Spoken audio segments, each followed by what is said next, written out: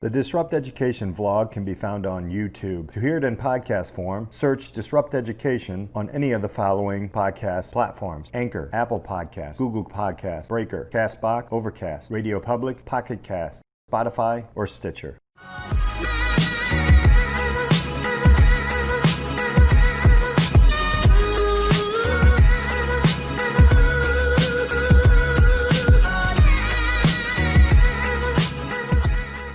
Welcome to this episode of Disrupt Education. I've got a great guest today. He's an intercultural trainer, an international education professional, an education diplomacy advocate, a Fulbright Scholar, and higher ed enthusiast all around. His name is Jordyn Hawkins-Rippie. Jordyn, thank you so much for being on Disrupt Education. Absolutely, Pete. It's a pleasure. Let's start a little bit going deeper. You have a bunch of titles there. Who are you, man? What are you about? What are you doing these days? Yeah, absolutely. So originally I'm from Baltimore, Maryland, born in Delaware, but raised primarily in Baltimore. I started off in a public elementary school and then transitioned to a private all-boy school, the Gilman School. Went to Gilman from 6th to 12th grade. Coming from public to private school, that was a big transition for me. Wasn't necessarily experienced in terms of what a lot of the students did, in terms of some of their endeavors, traveling abroad, summering in different locations. So the acclimating period was hard for me initially, but I kind of found my niche in diversity and inclusion. And so I served as president of our Black Awareness Club, diversity co-council chair, and kind of found my area and space engaging in kind of multinational and diversity efforts there on the middle and high school level. When it came time to go to college, I knew I wanted a little bit of a different experience than I had in my private school. So I decided to go to Hampton University, and Hampton University is a historically Black college / university located in Hampton, Virginia. That experience was amazing for me. So I was able to really tap into, who I was as an African-American male, where I kind of fit in society, have that not be as ambiguously defined, and have a more of a clarified focus on what that meant to me.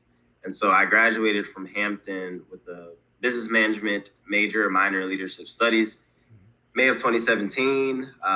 Shortly thereafter, I interned on Capitol Hill for a little bit, June to August 2017.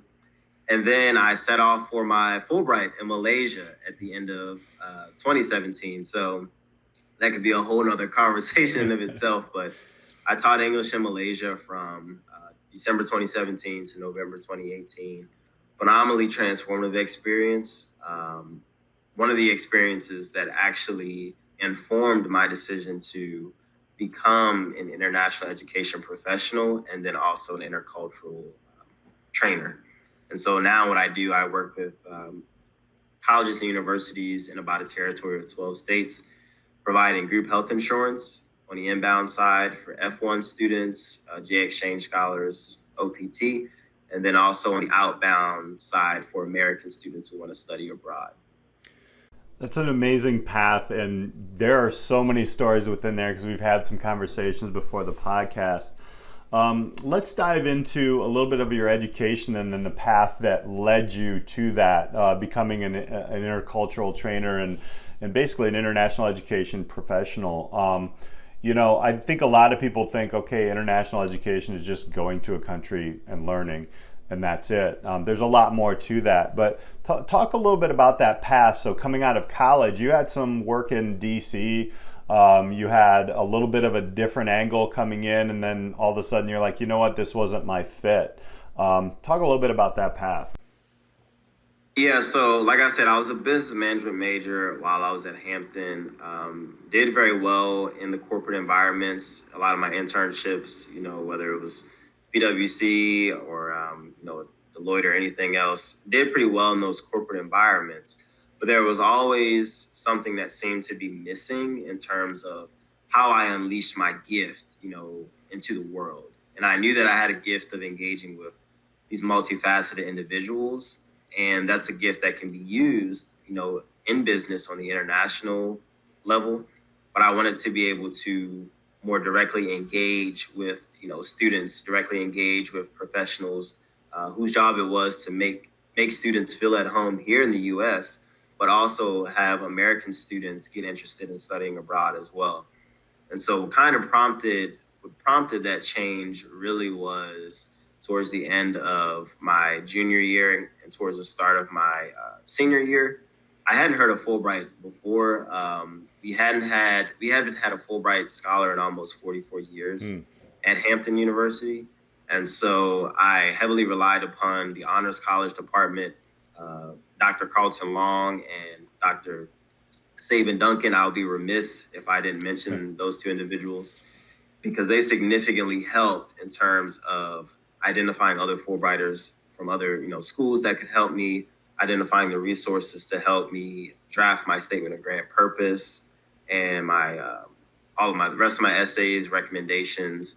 And I chose that in particular out of a wide gamut of other scholarships because what I saw in Fulbright was really the chance to be able to go abroad and culturally engage with people that didn't identify as myself. And I knew that if I was going to have a good chance of getting any of these, prestigious scholarships, whether it be, Marshall, Mitchell, Rhodes, Fulbright, I wanted to be intentional about how I was using my gifts to uplift and make a change. And so I applied to Fulbright, Thailand at first, and specifically Thailand. Didn't get that. I was designated an alternate, so I was kind of, a little shot in terms of my morale back in April of 2017. But in August of 2017, I got a letter saying that I had an update regarding my candidacy. And with that letter, I hopped on the phone with regional director at IIE, and they said they wanted to send me to Malaysia, and I enthusiastically accepted. And so one of the things that, I tried to get out of that and try to understand was not to neglect, my corporate experiences prior to Fulbright and prior to being in the international education space, but to really utilize those experiences and to help even other people in the corporate space that might want to kind of get out of the box in the corporate grind and do something more along the lines of using their own study abroad experiences if they, had them. Because I found people had these study abroad experiences, but they kind of left them at the door, if you will, when they came back and re-entered into the United States. And so I wanted to get that passion out of them, if you will. When you were at Hampton, you were working with these two professors. Is that who the two professors you mentioned? How did you? I just put this out there, and I know it's a little bit off of what the questioning I was going to ask. But how did you understand how to network and to ask for some of these professionals? I just put something out on social media today. It was just like, I didn't do that in college. I'm a little bit older than you, just a little bit. But I think that was a huge mistake on my part. And I love to hear that story. What was that like? How did you know to ask for help or ask an elder to say, hey, help? What are the options that I have? Yeah, so for me, I knew one of my gifts has always been just connecting with people. And so I know it comes a little easier to me than others, but I also had to humble myself in the process, not just in the Fulbright application process, but as I evolved from, kind of a younger adult to a young college student, asking for help became paramount to my success. If I didn't know something, it wasn't for me to sit, in a class and just say, well, I'm going to get it somehow and absorb the information through some, crazy osmosis form. It was one of those things where I had to be intentional about asking and seeking out those resources. So when it came to Fulbright, fortunately, Dr. Carlton Long, he came on campus and presented a lot of these opportunities to us, Rhodes, Mitchell, Marshall, Gilman, Fulbright, those type of scholarships. He presented to us, and it was incumbent upon us to go to the sessions that he held whether they be writing workshop sessions on becoming more proficient essay writers, critiquing our essays, how to solicit appropriate recommendations for those caliber scholarships, all those different things. It was incumbent upon us to go to those sessions. And so I had to make up in my mind, do I go to these sessions? Do I pursue, this phenomenal experience, or prepare myself for this phenomenal experience? And a lot of the sessions, were on like Saturdays and stuff. So sunny day and people would be out, roaming campus and doing whatever. And it's like, okay, well, I'm going to be in this, kind of small room and just pouring over, writing and having peer colleagues critique. And, but it was that I saw something that was, this is something that's important to you, seeing something that's bigger than yourself. And so going into the process, I knew, okay, my university hadn't had this type of Fulbright Scholar in almost 44 years. Yeah. Wow. So I knew, okay, this is, if I have a shot at this thing, this is bigger than me. My why was bigger than the individual, Jordyn. And so that's what drove me to seek those resources out and network appropriately. That's an amazing, I know, probably that's where I wouldn't have done that. I would have been the dude out on the Saturday lawn, and that's probably why. Yeah, right. There were times I'm like, do I really have to go? But it kind of kept me focused. So now you're kind of in, explain a little bit of what intercultural trainer is. I don't think a lot of my audience really understands what that is. And tell us a little bit about that. Yeah, so intercultural training, it's not a field that has been around for a very long time, but it's a field in which some of the frameworks and theories have been around for quite some time. And so really the aim of intercultural training is to promote intercultural competence, whether it be in the business setting, if a business is working with, an international team or has an international supplier, it comes in handy there. Expatriates that are relocating from one country to another country, getting them up to speed in terms of different cultural nuances and how, things operate generally within certain environments in that country. Also, it can be used for diplomatic training or, diplomacy training. And then a space that it's becoming prevalent in is really mission trips, churches that have mission trips, and then also in the higher ed space in terms of using study abroad experiences to help facilitate intercultural competence and have students serve as cultural ambassadors once they return from their respective countries. And so what really fascinated me personally about the field was I didn't know it existed prior to this year, actually. I knew I had this ability to, like I said, connect with all of these different diverse individuals, but I didn't know that there was actual space where I could train other individuals to engage appropriately and, develop their cultural competence in such a way that would help them in whatever sense or endeavor it would be. And so that's what really interested me and got me involved in the work. Yeah. I love the fact that that's a piece, because that's honestly for me, we get some students, I'm at the secondary level, and a lot of students will be talking about, I want to go into international business, and they don't understand that there is culture behind it, there is language, there's all these different facets to that. And now I'll be able to share that with you. So thank you for clarifying that. So you are also a higher ed enthusiast. So I want to jump into the disrupt education question of where do you see, what are some of the interesting things you've seen so far in, in your time as looking deeply into higher ed, and where do you see it going? We're in the middle of COVID right now. There's a lot of shift happening. We've been on several conversations with our LinkedIn crews and all these things. There's amazing things. Just wanted to kind of pick your brain and say, okay, so what are some of the things you saw before the COVID came out that were cool in higher ed, and where do you think it's going to go?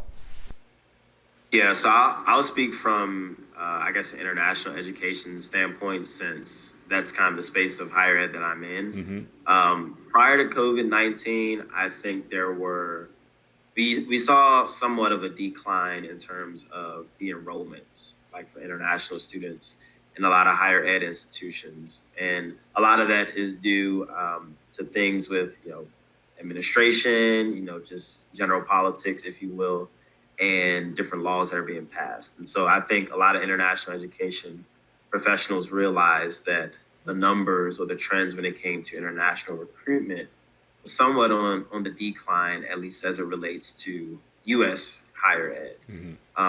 We're talking about, I guess, post or during COVID-19, it's continuing to have kind of a downward spiral, I guess, in full transparency. But I think people are trying to figure out now how do we migrate onto virtual learning platforms to still have the aim of intercultural exchange happen. So, the aim of intercultural exchange ultimately is having these students, if it's in the higher ed space, having these students, having these scholars still be able to facilitate this cross-cultural dialogue and to mutually edify one another in such a way that will allow them to conduct business, allow them to learn from one another, and so forth. And so what we're seeing now, and what I have seen an uptick in, is having virtual internship programs through a lot of study abroad providers. A lot of businesses even are migrating their platforms online. If they were going to have some type of study abroad in-person program, they're taking it online now and still allowing those students to work, for the chief aim of internationalization and globalization. But it's a trying time for a lot of individuals.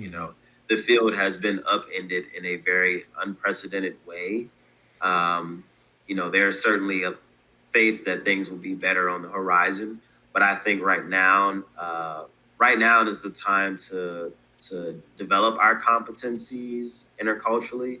And for any study abroad professionals or anybody that wants to study abroad that might listen to this episode, I would encourage them, if there's a destination that you want to go to, or there's a specific place or region that you're seeking out in terms of travel, start developing a knowledge now while we're in this thing, because once, travel reopens, you will be fully and adequately prepared to go to that particular place. That's a common issue now, is how prepared are, students that are studying abroad, that are traveling to these different locations, even, professionals that are in the different business sectors.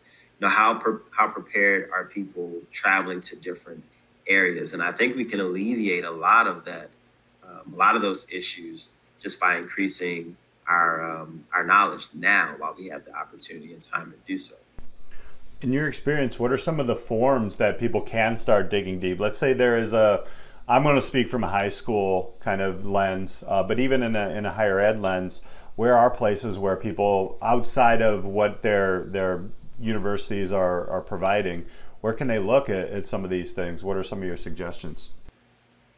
Yeah, so I would start with governmental organizations. Certainly, U.S. State Department is a great resource. They always have, and they continue to have, a wealth of resources about what it looks like to travel abroad or study abroad. I would also look at the big providers, the big study abroad providers. So CIES, CIEE, Institute of International Education, because they are always putting out information, not just kind of data, but they're always putting out relevant information for travel that is upcoming, different grants, scholarships that are available.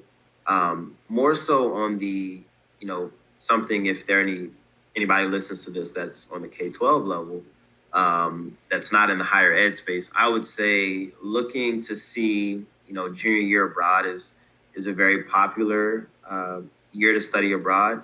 So even looking at resources in, local high schools. If there's somebody who handles travel or somebody that who is over the study abroad department, definitely seek those individuals or that individual out so that you can start preparing now while we have the time and availability to do so.